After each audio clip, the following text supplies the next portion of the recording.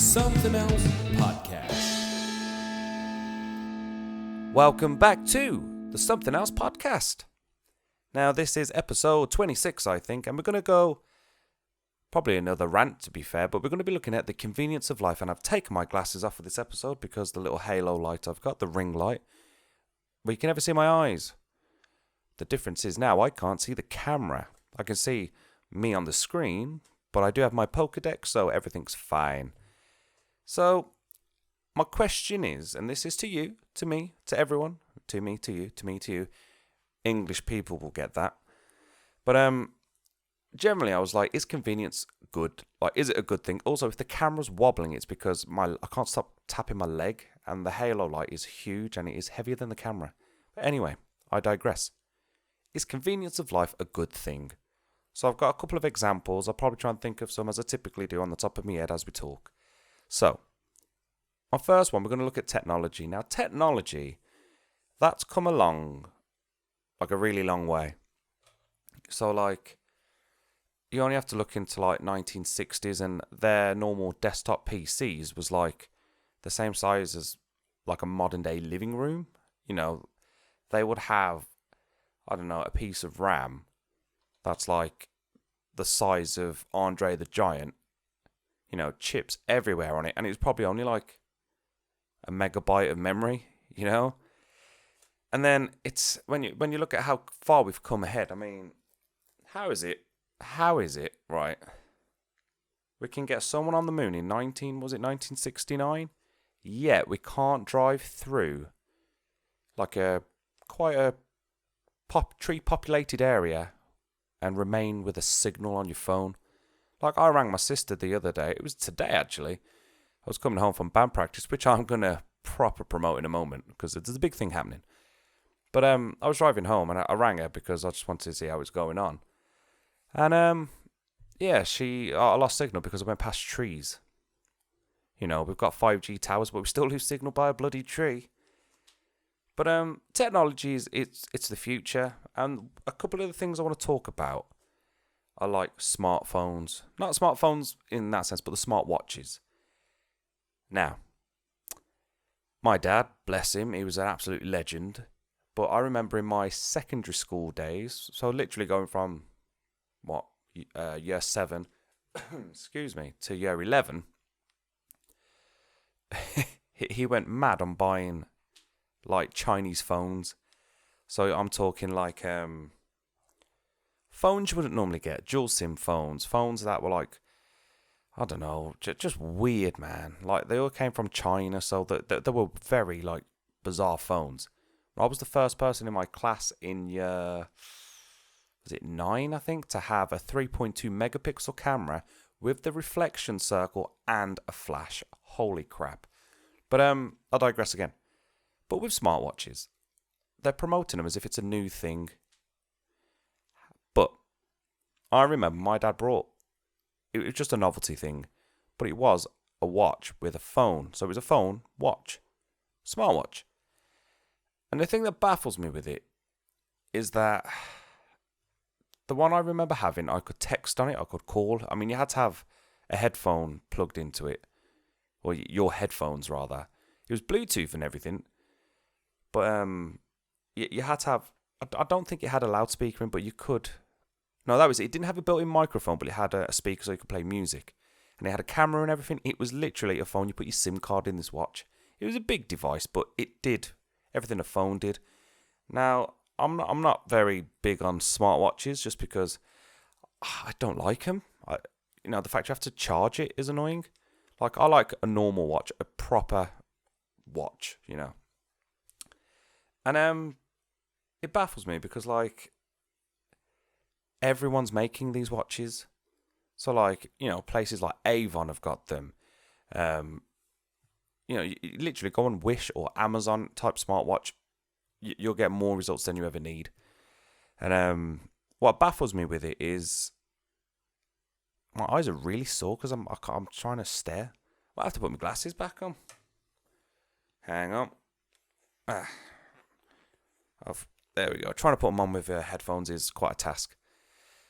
But yeah, so I had a smartwatch, and it was more like a health tracker, to be fair, like a fitness watch, because it could do your heart rate, check your sleep, do all that crap, and answer. Like, it didn't answer my phone, but I could read my messages. If my phone was ringing, I could see who it said on my watch. Whereas, I mean, correct me if I'm wrong, but Apple Watches, I'm pretty sure you can do more. Maybe answer your phone, reply to text messages. I'm not sure, but I don't see how they're any good, because they do what your phone does, and generally, you're just going to take your phone out of your pocket or pick your phone up and use that, aren't you? Like, you're going to look a bit weird talking to your wrist. Unless you're into that, I'm not saying you shouldn't. But I just find it really bizarre, because I don't find them, like, I've had so many smartwatches and I just don't get on with them. Because for a start, I turn all my notifications off. The only notifications I have on my phone are for calls and text messages. I don't even have WhatsApp on there. I hate notifications, because if you look at a phone, I don't even know where my phone is. It's on the table. But if you look at a phone now, it's predominantly glass. So your battery gets wasted because of the screen. And then with the constant notifications, with social media and everything, it's not worth it. And like, people are already on the phones all the time, you know what I mean? You can't go anywhere without someone like glued to the phone with a crooked neck and a gammy little finger. And I just don't think they're any good. They do exactly what your phone does, so why have it? Just get a normal watch. Just get rid of the weird bloody light up thing, man. It's not good.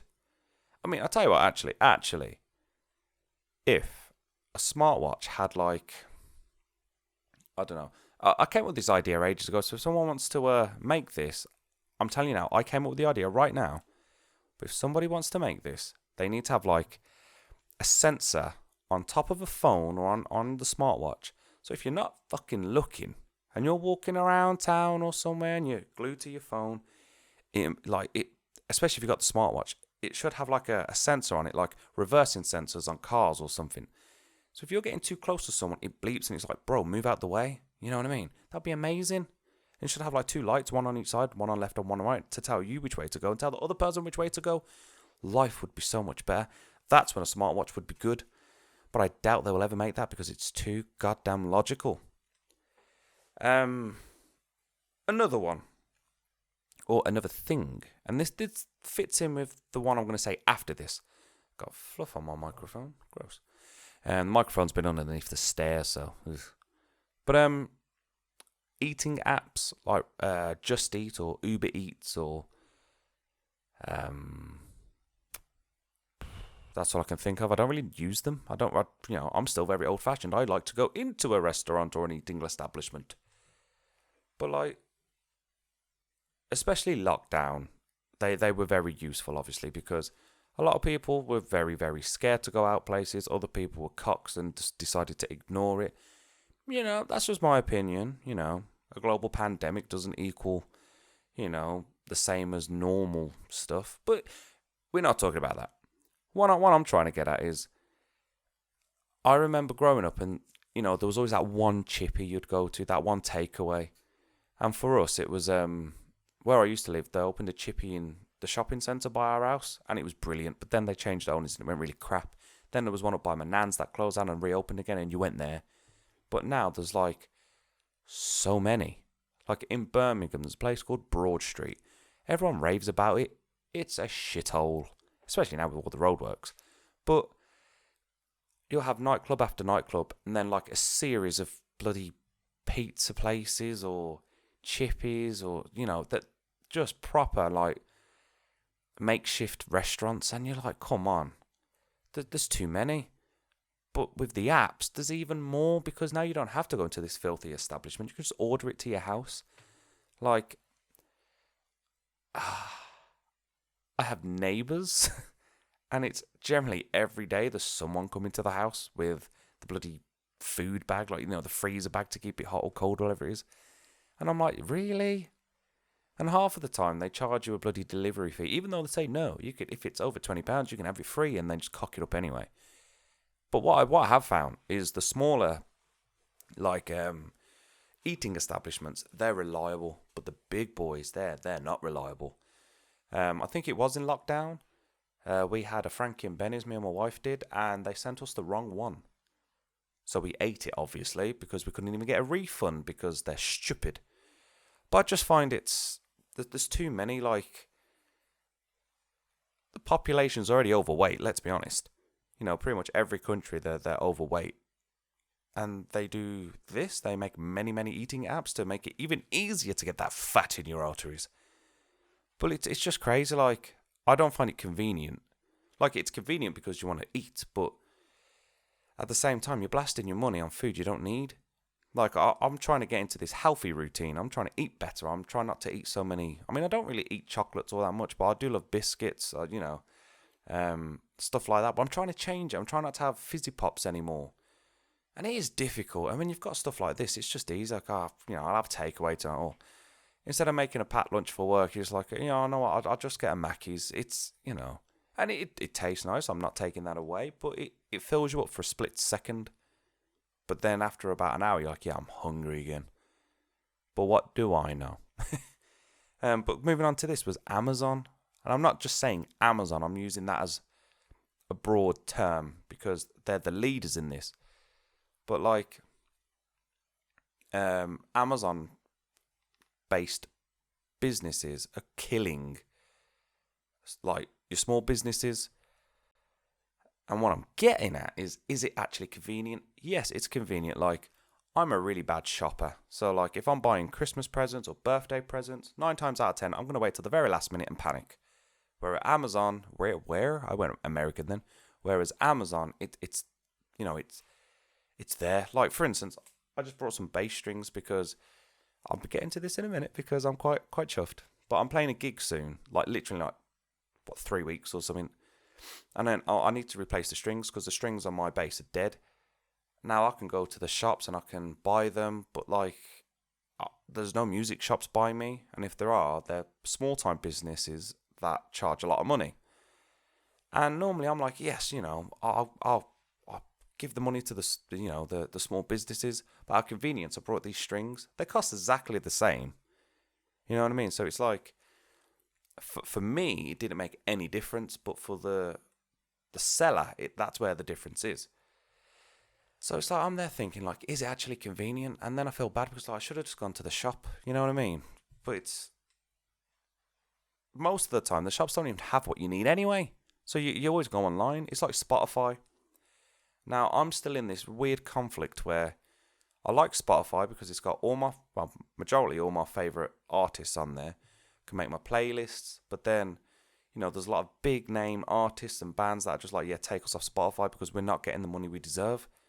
And I completely agree, because Spotify just doesn't, I guess the problem is with that is we're not living back in like the old days where we didn't have Spotify. You did rely on physical sales and the gigs and stuff, but it doesn't work like that anymore. Foo Fighters realised that ages ago.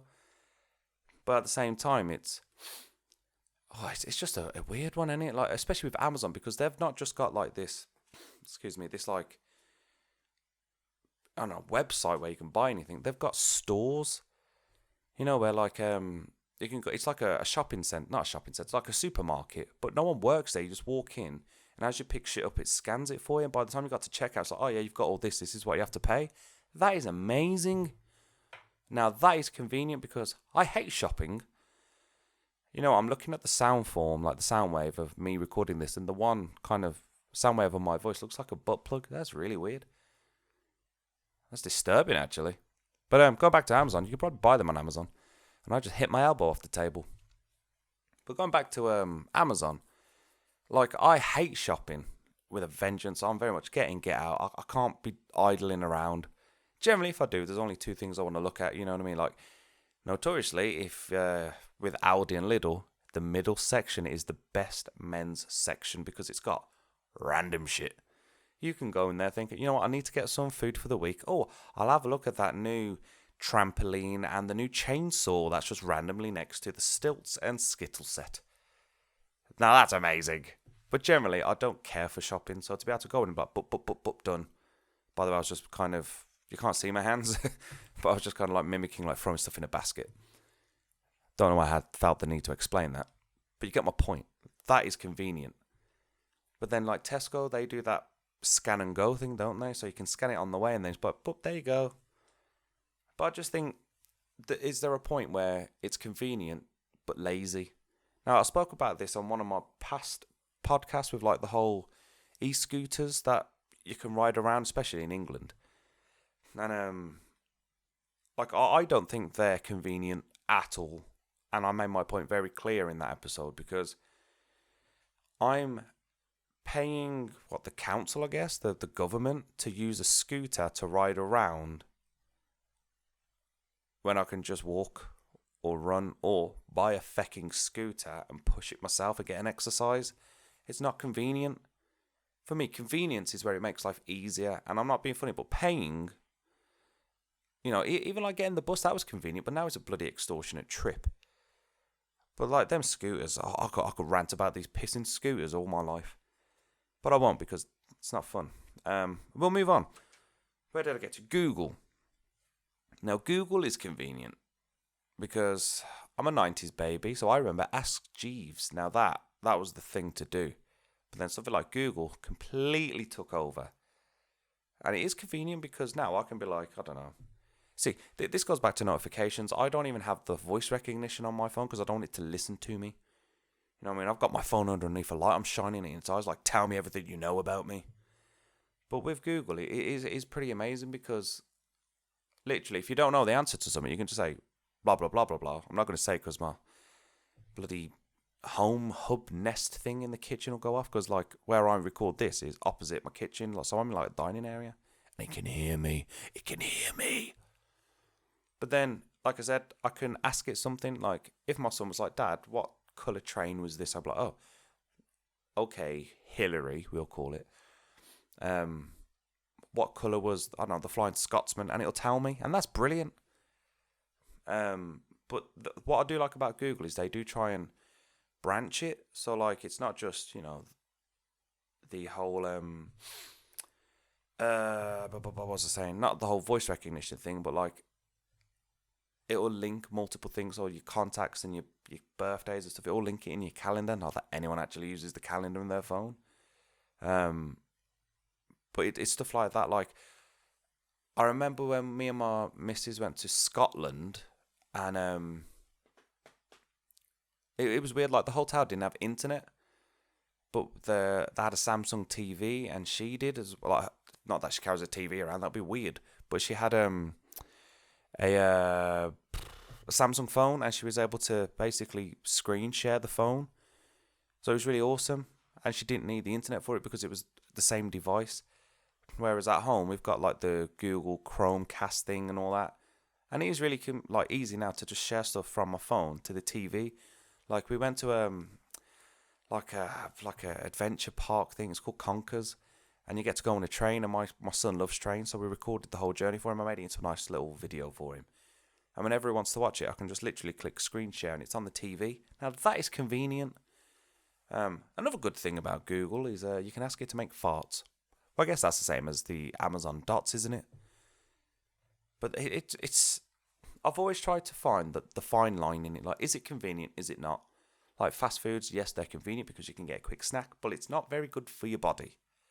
Them scooters I like so much. They're convenient, but they're not very good. And you know what else is really annoying? I said this in the bloody episode before. They just leave them. Then you got that poor bloody ranger that has to like herd them in like it's cattle. It's hilarious. What else have I got? Because I'll be honest, I don't have a lot written down. I must have started it and then stopped. What are some other conveniences? Velcro. Oh, the bane of my life. Like, they're convenient if you're an adult on your trainers. But if you're a child and you got laces and you can't tie your own laces, you're an absolute wanker. Get Velcro. Velcro is genius. What else is there? What's a good convenience?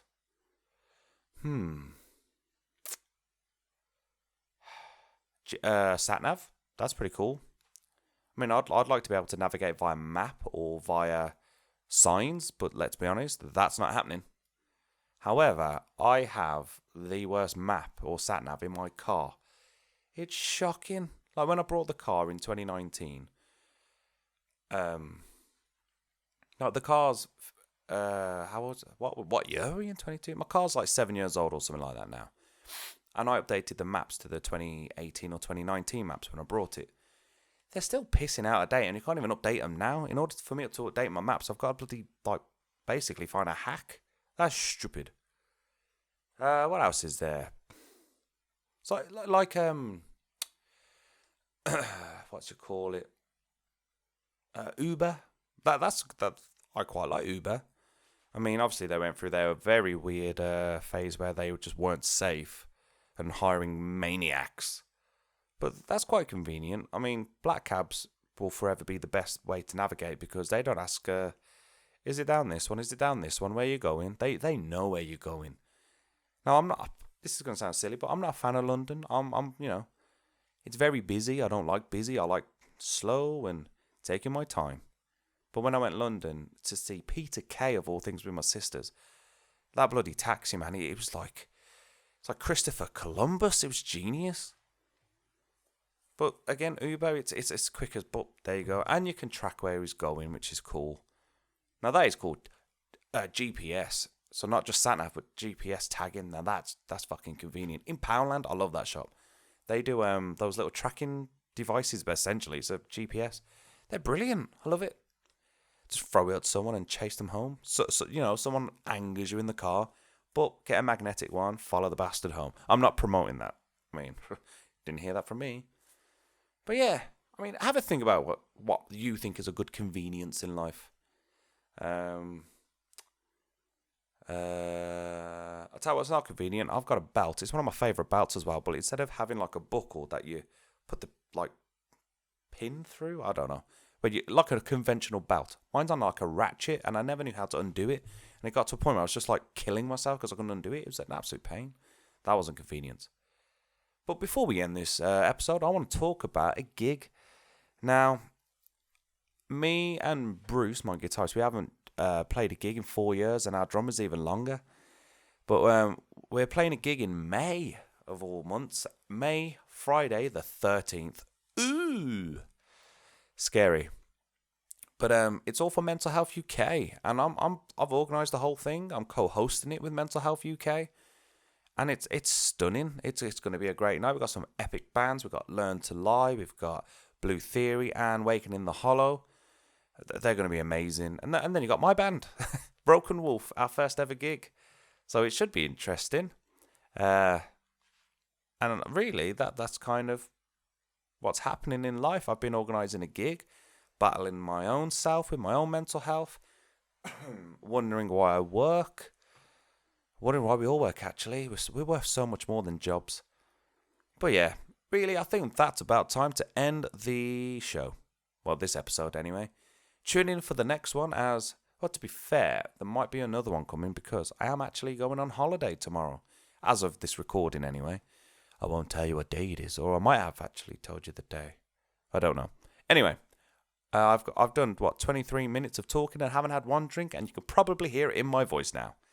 So I'm going to say au revoir, as I haven't stopped spinning on my chair. And yeah, I'll catch you on the next one. Bye.